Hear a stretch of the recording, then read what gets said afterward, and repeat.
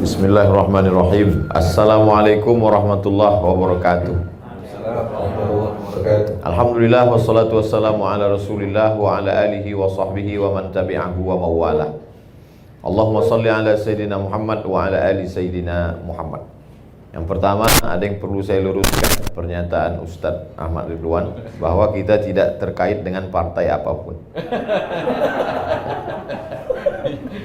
Ini perlu, karena kalau nanti tadi mukadimahnya partai, nanti dikaitkan dengan warna baju, warna sorban, dan warna batu cincin. Pertama tentu kullu amrin dzibalin, semua amal yang baik walam yubda bihamdillah, kalau tidak diawali dengan ucapan alhamdulillah fahuwa aqta, maka amal itu putus. Kumpul-kumpul kita ini tidak bisa dibawa bekal menghadap Allah. Itu makna putus. Hanya tinggal ya sebagai pertemuan saja.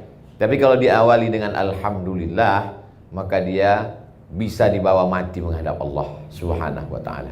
Mudah-mudahan pertemuan kita ini bisa dijadikan bekal untuk menghadap Allah Subhanahu wa taala.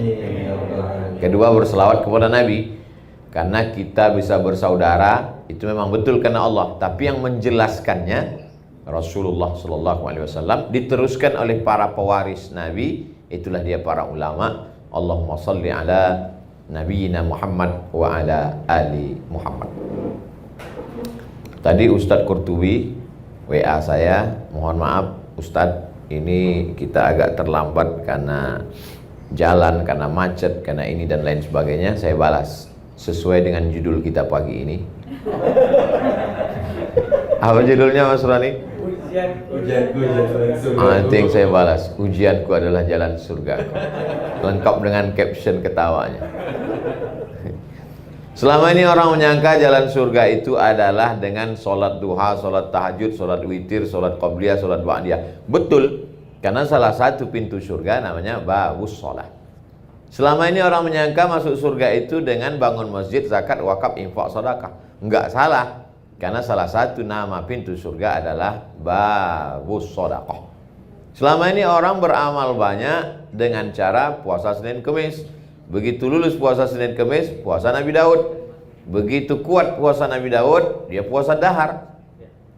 Puasa dahar itu puasa sepanjang tahun, dilakukan oleh Sayyidatuna Aisyah dengan Abdullah ibnu Umar. Puasa sepanjang tahun, tidak makan sama sekali. Tidak salah, karena memang ada pintu surga namanya Babur Rayyan, yang hanya dimasuki la yadkhuluhu illa shaimun, tidak dimasuki oleh orang yang berpuasa, kecuali orang yang berpuasa. Lalu kemudian ada orang yang setiap jengkal tubuhnya bekas tiga, bekas tombak, bekas anak panah, bekas pedang, dan dia mati jihad fisabilillah. Dia masuk pintu surga dari babul jihad, masuk dari pintu jihad. Tapi banyak orang yang keliru.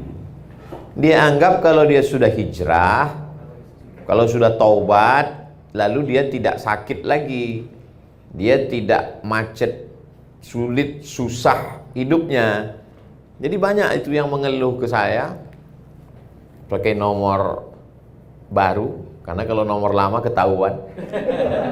Ustadz, dulu saya sebelum hijrah adem ayem hidup saya. Setelah hijrah begitu pergi, helm hilang. Jadi kita akan salah bicara karena kita salah berpikir. Salah berpikir itu menyebabkan kita akan salah bicara, salah beramal, salah berbuat, gara-gara kita salah berpikir. Kita menganggap kalau sudah hijrah nggak sakit, kalau sudah hijrah nggak rugi, kalau sudah hijrah nggak diuji lagi. Maka ada satu pintu surga namanya Babur Radin, bab ridha. Ridha menerima ketetapan Allah Subhanahu wa taala. Dan itulah pintu yang paling tinggi. Semua penghuni surga ketika sudah masuk surga ditanya Allah Subhanahu wa taala, "Madza turidun?" Kalau bahasa kampung kami, what do you want? Penghuni surga Ustaz Ridwan pura-pura nggak tahu aja. Wahai penghuni surga, kamu mau apa sekarang? Kamu sudah dapat surga yang dulu kamu inginkan, kamu sudah. Madza turidun? Kamu mau apa lagi? Lalu penghuni surga menjawab, ada satu yang kami inginkan, kami belum dapat. Apa itu? Ridhoka, ridho. Jadi yang paling tinggi adalah ridho. Makanya dalam Al-Quran itu setelah Allah bercerita tentang jannatin tajri min tahtihal anhar, ada taman-taman surga, kebun-kebun mengalir, sungai-sungai, wa azwajum mutahharatun, istri yang suci-suci, lalu kemudian wa masakina thayyibah, tempat-tempat yang cantik-cantik, indah, semuanya lengkap. Wa ridwanum minallahi akbar, ada yang lebih besar daripada itu semua, yaitu ridho. Hanya saja penggunaan katanya di Indonesia selalu salah. Selalu dipakai ikhlas. Ya udahlah, ikhlaskan aja. Ikhlas bukan di situ letaknya. Ikhlas itu ketika sholat karena Allah, puasa karena Allah, itu ikhlas. Kalau plong menerima ketetapan Allah, itu namanya bukan ikhlas, ridha. Tapi kita udah terlanjur salah, ya udahlah, kita teruskan aja kesalahan itu. Ya udah, nggak apa-apa. Yang penting dia ngerti, dia paham. Sama seperti silaturahim. Silaturahim yang benar itu, kalau saya dengan Ustadz Ridwan, itu yang tepat adalah ukhuwah. Karena kita bersaudara, tidak ada hubungan. Yang silaturahim itu neneknya satu, ibu bapaknya saudaranya, saudara kandung, nanti ketemu pada rahim neneknya. Pertemuan cucu-cucu itu disebut dengan silaturahim. Tapi kita udah terlanjur buat silatnas, silaturahim nasional. Ya udah, kita teruskan aja kesalahan itu, nggak apa-apa. Kalau dalam istilah kamus bahasa Arab namanya khotok syai'. Sudah salah tapi sudah terlanjur populer.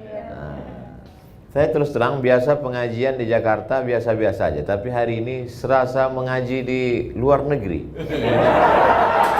Coba lihat dari baliho belakang. Masya Allah. Di mana gitu? Tolong nanti yang ngambil foto dari belakang.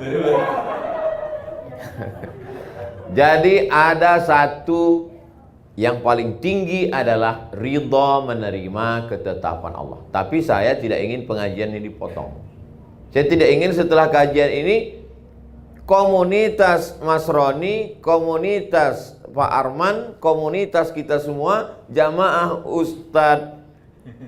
Ustadz Ridwan yang menonton ini tiba-tiba pas nanti evaluasi, gimana program-program bisnis kita ke depan?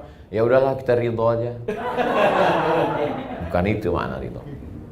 Kita punya motor, motornya dibawa kajian, sampai di tempat kajian diparkir, lalu kemudian stangnya dikunci, ban depannya diikat pakai rantai besi, ban belakangnya juga diikat ke pohon pinang, pohon palem. Begitu keluar kajian, pohon palemnya disinsu orang.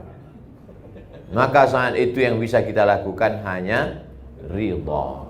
Kita pukul pipi kita sampai pecah, kita tarik rambut kita, itu tidak akan kembali. Maka satu-satunya yang bisa kita lakukan adalah ridha. Ridha setelah usaha. Itu bedanya Ahlus Sunnah dengan Jabariyah. Sedangkan Jabariyah, satu kelompok, dia tidak ada usaha. Tenang aja, abang nggak kerja, terserah Allah aja. Mana tahu ada suami ibu-ibu yang mazhabnya Jabariyah. Ibu nggak usah perlu marah, diamin aja. Abang nggak kerja, terserah Allah aja. Nanti pas jam 12, jam 1 dia minta makan siang, ibu balikin. Masakan kita mana? Terserah Allah bang. Balas. Itu namanya mazhab Jabariyah. Kalau Ahlus Sunnah tidak begitu. Ada namanya al-kasbu wal ikhtiar. Kita sudah jadikan bahasa Indonesia itu ikhtiar, usaha. Setelah berusaha ternyata tidak sesuai dengan keinginan kita, saat itu Allah ingin menempatkan kita di satu makom. Makom artinya level, tempat. Makom itu tempat. Makom Ibrahim, tempat berdiri Ibrahim. Sampai tempat kita makom kuburan. Maqamam mahmuda. Kalau kamu tahajud di waktu malam, asa ayyab'asaka rabbuka maqamam mahmuda. Allah akan tempatkan engkau di tempat yang terpuji. Maqam artinya tempat. Level kita tinggi, namanya maqam ridha, menerima ketetapan Allah Subhanahu wa ta'ala. Sebetulnya nabi-nabi itu ditempatkan Allah di atas maqam ridha. Coba lihat Nabi Ibrahim alaihissalam. Diuji menghadapi ayah kandung Azar. Kalau menghadapi Abu Lahab, Abu Jahal, dan abu-abu lainnya, tak perlu disebut nanti makin populer. itu biasa. Tapi menghadapi abi, kalau menghadapi abu biasa. Beda. Tapi kalau menghadapi abi, bapakku sendiri, maka itu makamnya tinggi. Dan Ibrahim ridho menerima itu. Apakah ridhonya dia menerima makam abi itu lalu dia berhenti berdakwah? Tidak. Ibrahim tidak berhenti berdakwah. La illam tantahi, kalau kau tidak berhenti mendakwahi aku hai Ibrahim, la arjumannaka, ku lempar kau pakai batu sampai mati. Wahjurni maliya, tinggalkan aku untuk waktu yang lama. Apa jawab Ibrahim? Salamun alaika, selamat untukmu wahai ayah. Sa'astaghfiru laka rabbi, aku tetap mintakan ampun untukmu kepada Allah. Innahu kana bi hafiyya, Allah selalu mengabulkan doa-doaku. Jadi sekarang baru hijrah udah kelahi dengan orang tua. Ya Allah. Baru hijrah. Saya kemarin Pak Ustadz melihat bapak saya nggak sholat, saya masukkan ke neraka 2 kali. Gimana kau ini? Al-adab fawqal ilmi, adab di atas ilmu. Mungkin bahasanya bahasa kamu, tapi yang menyampaikan Ustadz Ridwan. Apa salahnya video Ustadz Ridwan yang disampaikan?